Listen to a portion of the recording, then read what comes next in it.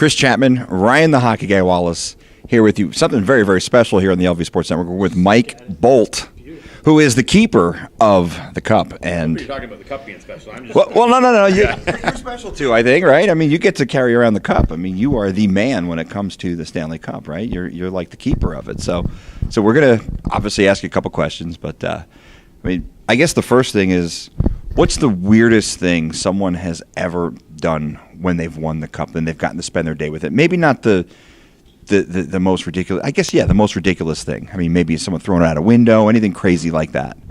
Why would you want to throw the greatest trophy in sports out the window? I don't get that. I mean, no, that doesn't happen. I mean, has it ended up in a pool? Yeah, but that's not very good. And as I explain to people, how would you maybe go and key your car right now? You probably wouldn't. I mean, and you know what? Your car ain't worth anything compared to this, and it's not famous like this. So you got to treat it with respect. And most 99.9 of the guys do. Sometimes we have the odd accident. This is a trophy that doesn't hide behind glass, but it's the most iconic trophy in the world. And it's probably the most fan-friendly trophy in the world, too. I mean, the way it travels and all the different things it does.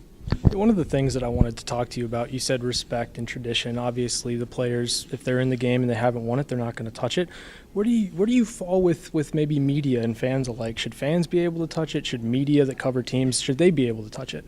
Sure. I mean, look, I understand superstition. I understand, you know, a lot of guys even say, I'm not superstitious, I'm routine. I do a certain thing. I tie my skates up the same way. I get dressed the same way.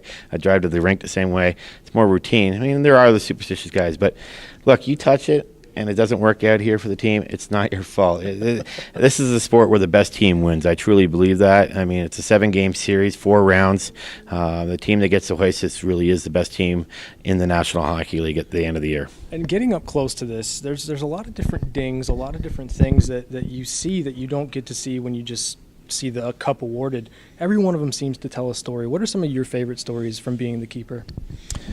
Stories about the different things on the cup, you mean? Just stories in general. Oh, God, there's so many of them. I mean, like, in general, just when you get to arrive at a player's home and sit, when you open up the trunk and you let the player grab it and seeing him walking into mom and dad and their family and kind of saying thanks for all their support and for, you know, getting them early morning practices when they were 10 years old and allowing them to go after their dream. Because, you know, hockey family, it's a big sacrifice in hockey and probably in any sport for that matter, getting your kids to the top level. And that's probably the most rewarding thing.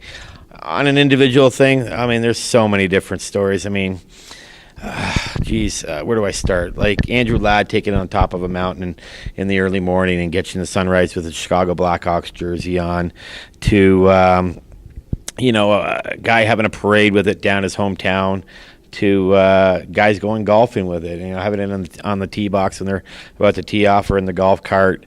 You know, there's just thousands and thousands of stories. It really is hard to pick just one because every day is a very memorable day, and you talk to the players that go, this is the best day of my life, and you know, it's something they've been dreaming about their whole life. And sometimes you get the wife looking over going, what do you mean, what about our wedding? And he goes, sorry honey, this is the best. And it's like, all due respect, I've been dreaming about this since I was 4 years old or 6 years old. So you know, they weren't dreaming about getting married at that age, but they've been dreaming about winning the Stanley Cup and having a day with it, that's for sure. Something a little closer to Vegas, Marc-Andre Fleury, he's won it 3 times. Is there anything that you recall about his days with the Cup, or maybe something that you could share with the Las Vegas people about Fleury's time with the Cup? Well, talk about one of the classiest guys in all of hockey and maybe in the generation of hockey. And, you know, he had it up in Quebec where he's from, and we had it in his hometown. And just watching him interact with people is probably the most fondest memory I had of his Cup days. Is there one when we went on the boat ride, it was, you know, a very small group of his family and friends. That was probably for him, probably the most special moment of his Cup day. You'd have to ask him what his highlight was. I mean, he's a family man now, so he's getting his baby in the Cup and everything like that. Those kind of shots that'll be really memorable, especially when his family starts getting a little older and he can show them the pictures. Yeah, I mean, to pick one particular thing, I remember being in his basement, actually, of his parents' home and seeing all his little hockey, not his little hockey trophy, but all the different awards that he had won over the years, right down to his World Juniors and everything like that. That was pretty neat to see, and him taking a picture with, you know, his first trophy to the most important trophy, I guess, in hockey in his basement was pretty neat to see too. Hockey is obviously a very international game. This is a beautiful trophy. What's the most beautiful place you visited because of your job? Yeah, I mean, I've been saying it a lot today, and I truly mean it. Probably Slovenia. I remember when I left Gabrick in Slovakia to head to Anze Kopitar's, we had to take a helicopter and flying through the Swiss Alps and passing all these great mountains and everything like that, and then these castles, and to land in Slovenia and Kopi meeting us there and taking it around Slovenia. And again, this is not really a big hockey country, but there was tens of thousands of fans that came out to see him and congratulate him and try and get close to the cup. And the Kopitars are such a great family and a big hockey family. His dad's coached the national team, and his brother plays in the ECHL, and it was just probably real memorable. And I've been there fortunately now twice. So again, they have a chance too. The Kings are in the playoffs, so we'll see if they get there a third time. I mean, there's like I said, there's 16 teams going to be competing for this, and every single one of them has a great chance of winning the cup. So I just love the first round. I think it's the most exciting time of year. I love early April, and I'm looking forward to sitting back and watching all the great games. One of the things I notice about the Cup is the Montreal Canadiens.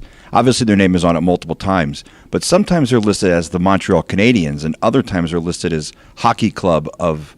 Club de Hockey Canadiens. Yeah, so what's the story about why they're listed two different ways, and who decides which way they're going to go on the Cup? Well, I mean, if you know anything about Montreal or in Canada, we're a bilingual country, and especially in Quebec, it's a very bilingual province, and there's French and English, and the French and the English, they're both big hockey fans, and maybe it was a tribute to the French side of the team. There's a lot of French players that play there. It's a very French coach team and a French GM team, and I think it was just to honor the French way of doing things, I guess. We're not really totally sure, but that's up to the team and how they go on it. All right, that's going to do it with us. Mike, we want to thank you a lot for allowing us the opportunity to come see the Cup, talk to you for a few minutes. Chris Chapman, Ryan the Hockey Guy Wallace, LV Sports Network. Thanks, and we'll talk to you from the playoffs.